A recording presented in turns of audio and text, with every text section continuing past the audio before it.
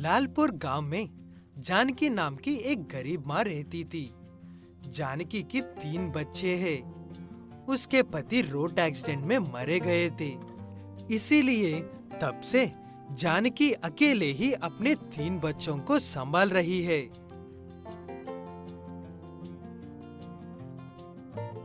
सुनीता बेटा, मैं जा रही हूँ काम करने के लिए। खाना वहीं पर रखा हुआ है, जब भूख लगे तो तब खा लो और अपने भाई और बहनों को भी खिला देना, ठीक है ना? ठीक है माँ, जल्दी आना। जब छोटू रोता है तो चुप होने का नाम ही नहीं लेता है। मैं कोशिश करूंगी बेटा। ठीक है, अब मैं जा रही हूँ। जानकी के पास एक रेडी है। उस रेडी पर जानकी गली गली घूमकर पुराना सामान इकट्ठा करती है और कबाड़ी वाले को बेच देती है। जो कमाई होती है उसी से घर चलाती रहती है। पुराने सामान के बदले पैसे ले लो माँ जी। पुराने बर्तन देकर पैसे ले लो। सुनो, इधर आओ, मेरे पास कुछ पुराने बर्तन हैं। ऐसे वो महिला कुछ ज्यादा ही पुराने बर्तन देती है। जानकी ज्यादा लालच किए बिना वो खरीदकर सीधे घर चली जाती है। उसे इतनी जल्दी घर में देखकर बच्चे बहुत खुश होते हैं।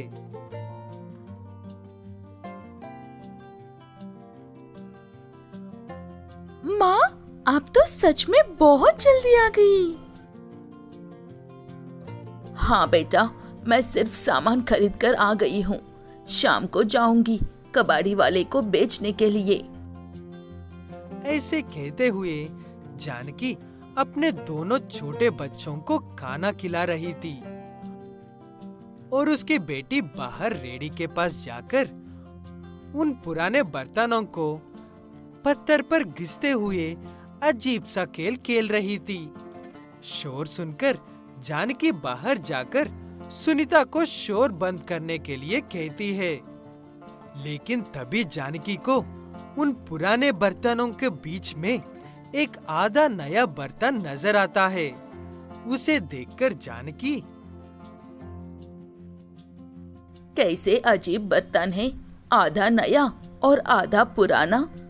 मैंने इसे खरीदते वक्त तो नहीं देखा था। माँ, मैंने इस बर्तन को नया किया है। पत्थर पर रगड़ने से ये ऐसा नया हो गया है।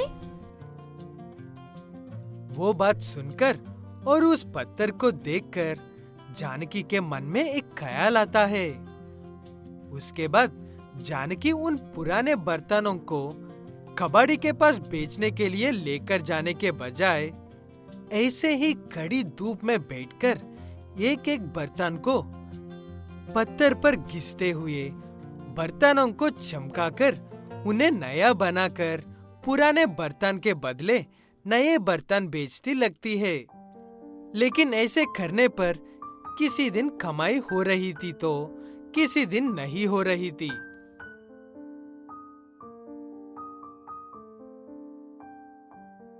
माँ, आप क्यों नहीं खा रही हो? आओ ना, आप भी थोड़ा सा खाना खा लो। नहीं बेटा, आज बिल्कुल भी कमाई नहीं हुई है। इतना सा ही खाना है, तुम खा लो। जिस दिन कमाई नहीं होती है उस दिन जानकी घर के परिस्थिति यही होती है। जानकी को वो कबाड़ी वाला मिलता है जिसके पास वो पहले पुराने बर्तन के बदले पैसे लेती है। जानकी, सुना है कि तुम पुराने बर्तन को बड़ी मेहनत से नई में बदलकर बेच रही हो। सच में मैं तुम्हारे इस काम की कदर करता हूँ, लेकिन खरीदने वाले नहीं करते हैं।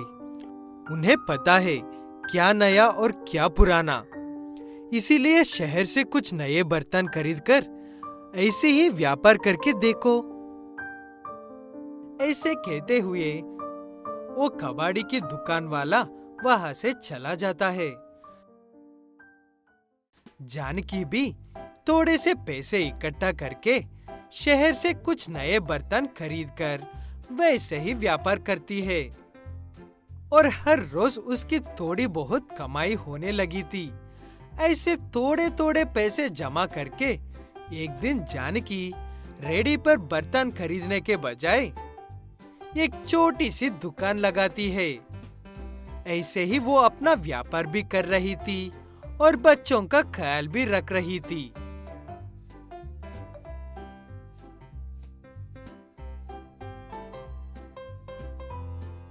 शुक्रिया भैया जी, ये सब आपके ही सुझाव की वजह से मुमकिन हुआ है। ऐसा कुछ नहीं है, सबको खुशी रहने का हक है। ये कहानी हर किसी की जिंदगी गुड मॉर्निंग सर, हम आपकी क्या मदद कर सकते हैं से शुरू होकर ये तुम्हारा आखिरी मौका था पर खत्म होती है। महेश और किशोर दोनों एक ही कॉलेज के अच्छे दोस्त हैं। किशोर के पिता गांव के सरपंच हैं, इसलिए वो काफी धनवान है। उसे किसी चीज की कोई कमी नहीं है। महेश एक साधारण परिवार से है और उसे बॉक्सिंग करने का बहुत शौक है।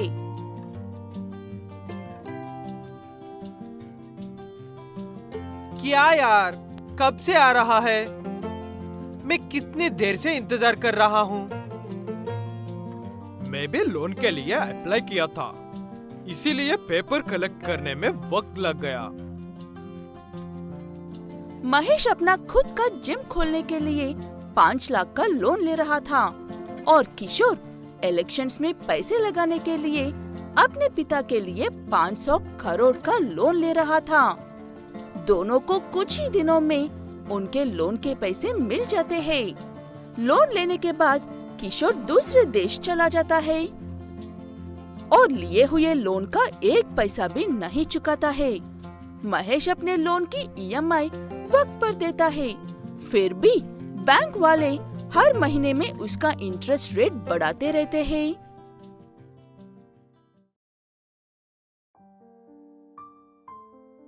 ये क्या हो रहा है? ये लोग ऐसे कैसे इंटरेस्ट बढ़ा रहे हैं? एक बार बैंक में जाकर बात करनी चाहिए। ऐसे कहते हुए महेश बैंक में जाकर बात करता है। वहाँ पर उसे जो जानकारी चाहिए वो छोड़कर सब बताते हैं। उनसे बात करना बेकार है कहकर महेश वहाँ से चला जाता है और ईएमआई भरना बंद कर देता है। कुछ दिनों बाद महेश के घर एक रिकवरी एजेंट आता है और उससे ऐसे बात करता है। तुम पिछले 3 महीने से ईएमआई नहीं भर रहे हो। अब तक तुम्हें 1 लाख रुपए भरे हैं, जो सिर्फ इंटरेस्ट था। इसीलिए तुम्हारे लोन का 5 लाख वैसे ही है अब तक। क्या बकवास कर रहे हो? कौन है वो जो जितनी मर्जी उतना इंटरेस्ट बढ़ा रहा है? बैंक में जाने पर रिस्पॉन्स नहीं देते हो और घर पर आकर धमकियां देते हो। महेश की बात सुनने के बाद वो एजेंट चुपचाप चला जाता है और अगले दिन सुबह कुछ पुलिस वालों के साथ दोबारा उसके घर पे आता है। पुलिस वाले बिना कुछ कहे उसे अरेस्ट करके लेकर जाते हैं। वजह पूछने पर ऐसा कहते हैं, ईएमआई क्यों नहीं भर रहे हो कहकर पूछने के लिए घर आए हुए एजेंट को पीटा है तुमने। सुना है तुम बॉक्सिंग करते हो, इसीलिए सारे गुप्त हमले किया है। ऐसे कहते हुए बैंक वाले पुलिस वालों की मदद से महेश को अंदर डालकर खूब मारकर 15 दिन के अंदर इंटरेस्ट के साथ पूरे 6 लाख रुपए भरने को कहते हैं। चाहे जो भी कर लो, 1 पैसा नहीं दूंगा कहकर महेश भी जिद करके बैठ जाता है। जब ये बात उसके दोस्त किशोर को पता चलती है, वो भागकर आकर महेश को जेल से छुड़वा देता है और उसका लोन भी भर देता है। क्या बात है महेश, तेरा काम तो अच्छे से चल रहा था ना, फिर ईएमआई क्यों नहीं भर रहा था? तब महेश उसे सारी बात बताता है और उसे पूछता है कि 5 लाख के लिए ही बैंक वालों ने उसे इतना परेशान किया तो उसने तो 500 करोड़ का लोन लिया था, वो इतने आराम से कैसे बैठा है। तब किशोर ऐसा जवाब देता है, मैं हो या कोई बड़ा आदमी हो, हम लोन वापस करने के लिए नहीं लेते हैं। और उन बैंक वालों की इतनी कैपेसिटी नहीं है कि हमारे घर किसी रिकवरी एजेंट को भेजे या पुलिस वाले को भेजे। किशोर की बात सुनकर महेश वहाँ से चला जाता है। उसके बाद सर्वे करता है कि किस किसने बड़ा लोन लिया और कितनों ने वो लोन लौटाया है। तब इसको पता चलता है कि किसी ने एक ने भी अपना लोन का 1 पैसा भी नहीं लौटाया है। उसके बाद महेश गरीब लोगों के बारे में सर्वे करने में ज्यादा वक्त नहीं लगता है, क्योंकि उसे ये जानकारी हर दूसरे शख्स से मिलती है।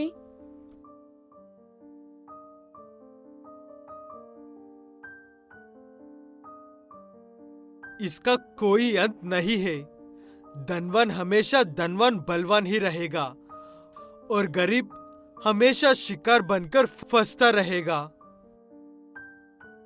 ऐसे कहते हुए महेश दोबारा कितनी मुसीबत होने पर भी लोन लेने के लिए नहीं जाता है, और अगर उससे कोई लोन लेना चाहता हो कहे तो उसे ना लेने की ही सलाह देता है, क्योंकि हर किसी के पास किशोर जैसे दोस्त नहीं होते हैं ना, जो पल भर में सारी मुसीबतें दूर कर दे।